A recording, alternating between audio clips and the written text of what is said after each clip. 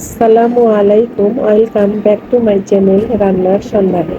আজকে তৈরি করব দারুণ সুগন্ধি আর মজাদার চিকেন বিরিয়ানি। খুব সহজে কিভাবে পারফেক্ট চিকেন বিরিয়ানি তৈরি করবেন চলুন দেখে নেওয়া যাক। চিকেন বিরিয়ানি তৈরি করার জন্য এখানে আমি সোনালী মুরগির মাংস 1.5 কেজি নিয়েছি। মাংসগুলো এভাবে একটু বড় বড় করে কেটে নিতে হবে। তারপর আমি মাংসগুলো পরিষ্কার করে ধুয়ে নিয়েছি। এবার দিয়ে দিচ্ছি 1 টেবিল চামচ লবণ, দিচ্ছি 1 টেবিল চামচ রসুন বাটা, তারপর দিচ্ছি 1 টেবিল চামচ আদা বাটা, তার সাথে দিয়ে দিচ্ছি 1 টেবিল চামচ মরিচের গুঁড়ো, আরও সামান্য একটু দিয়ে দিলাম। ধনিয়ার গুঁড়া দিচ্ছি 1/2 টেবিল চামচ, জিরার গুঁড়া 1 টেবিল চামচ দিয়ে দিচ্ছি, তার সাথে দিয়ে দিচ্ছি 1/3 কাপ ফেটানো টক দই, আরও সামান্য একটু দিয়ে দিলাম। এবার সবগুলো ভালোভাবে হাত দিয়ে মেখে নিতে হবে। এমনভাবে মাখতে হবে যেন সবগুলো মশলা মাংসের সঙ্গে ভালোভাবে মিশে যায়।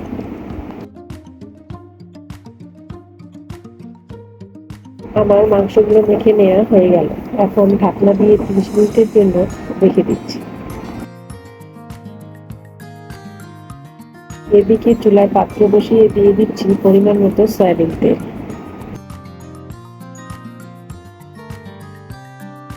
তেল হালকা গরম হলে প্রথমে আমি বিরিয়ানির জন্য আলুগুলো ভেজে নিব।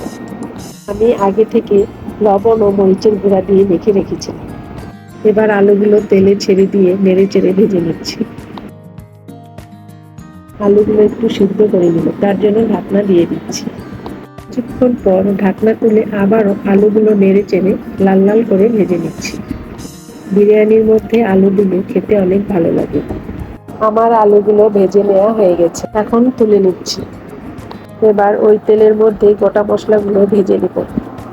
এখানে তেজপাতা 2টি, 8-10টি সাদা এলাচ, লবঙ্গ 10 থেকে 12টি, আর তার সাথে 2টি দারুচিনি দিয়ে দিলাম। এবার মশলাগুলো নেড়ে চেড়ে ভেজে নিচ্ছি। এবার দিয়ে দিচ্ছি 1 কাপ পেঁয়াজ কুচি। এখন পেঁয়াজ কুচিগুলো একটু নেড়ে চেড়ে দিতে হবে। আমি আরো একটু সামান্য তেল দিয়ে দিচ্ছি। এবার পেঁয়াজগুলো নেড়ে চেড়ে হালকা করে ভেজে নেব। পেঁয়াজটা এখানে আমি বেরেস্তা করছি না, হালকা করেই ভেজে নিচ্ছি। এবার আগে থেকে ম্যারিনেট করে রাখা চিকেনগুলো দিয়ে দিচ্ছি। এবার চিকেনগুলো উল্টিয়ে পাল্টিয়ে নেড়ে চেড়ে দিতে হবে। চুলার আঁচ মিডিয়ামে রেখে আমি মাংসগুলো কষিয়ে নিচ্ছি।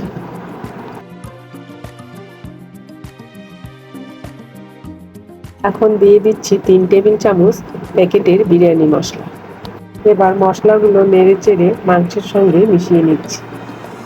আপনাদের কাছে যদি ঘরে তৈরি বিরিয়ানি মশলা থাকে তাহলে সেটাই দিয়ে দেবেন। এবার মাংসের বাটি ধোয়া পানিটাও দিয়ে দিচ্ছি।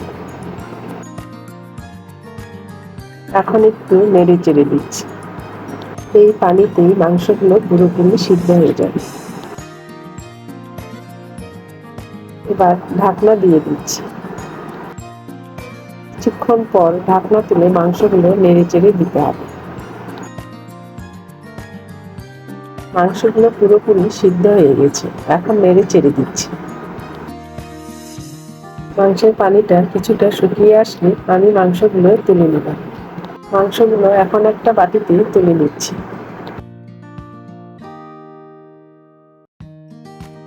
মাংসগুলো তুলে নেওয়ার পর যে ঝোলটা থাকবে সেটার মধ্যে আমি চালটা ভেজে নেব। আমি আগে থেকে ধুয়ে রাখা চিনি গুঁড়া কলাইয়ের চাল পরিষ্কার করে ধুয়ে নিয়ে 30 মিনিটের মতো রেখে দিয়েছিলাম। এবারে দিয়ে দিচ্ছি। এখানে আমি 1 কেজি চাল দিয়েছি।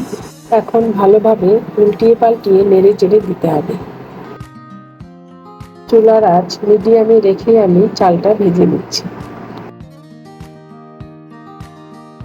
এবার 1 টেবিল চামচ লবণ দিয়ে দিচ্ছি। এখন নেড়ে চেড়ে মিশিয়ে নিচ্ছি।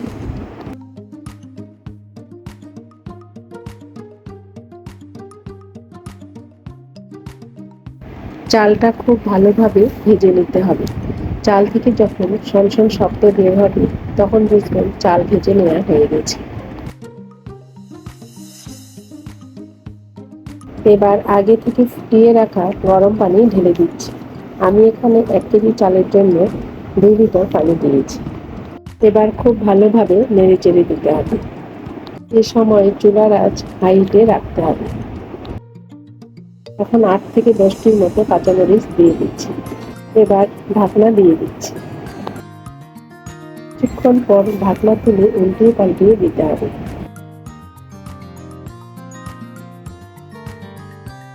পানিটা যখন চালের গায়ে গায়ে চলে আসবে তখন মাংসগুলো দিয়ে দিতে হবে। এখন তুলে রাখা মাংসগুলো দিয়ে দিচ্ছি। তার সাথে আমি ভেজে রাখা আলুগুলো দিয়ে দিচ্ছি। এবার ভালোভাবে উল্টিয়ে পাল্টিয়ে মিশিয়ে নিতে হবে।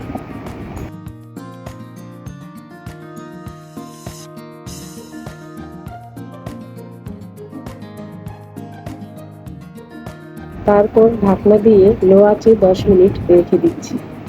এদিকে আমি একটা প্লেটে নিয়েছি 2 টেবিল চামচ গুঁড়া দুধ, কিছু কাজু বাদাম, তারপর 2 টেবিল চামচ চিনি, কিছু পেঁয়াজ বেরেস্তা তার সাথে নিয়েছি, আর নিয়েছি আলু বখরা ও কিছু কিশমিশ।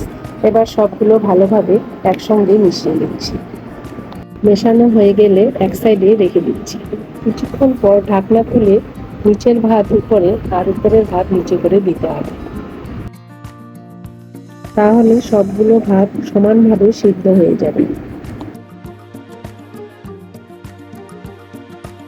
এখন কয়েক ফোঁটা গোলাপ জল ছিটিয়ে দিচ্ছি সুন্দর একটা ফ্লেভারের জন্য। আর বিরিয়ানিটা যেন একটু কালারফুল হয় সেই জন্য অরেঞ্জ ফুড কালার 3-4 জায়গায় দিয়ে দিলাম। এবার আগে থেকে মেখে রাখা পেঁয়াজ বেরেস্তা ও বাদাম কিশমিশগুলো উপরে দিয়ে দিচ্ছি।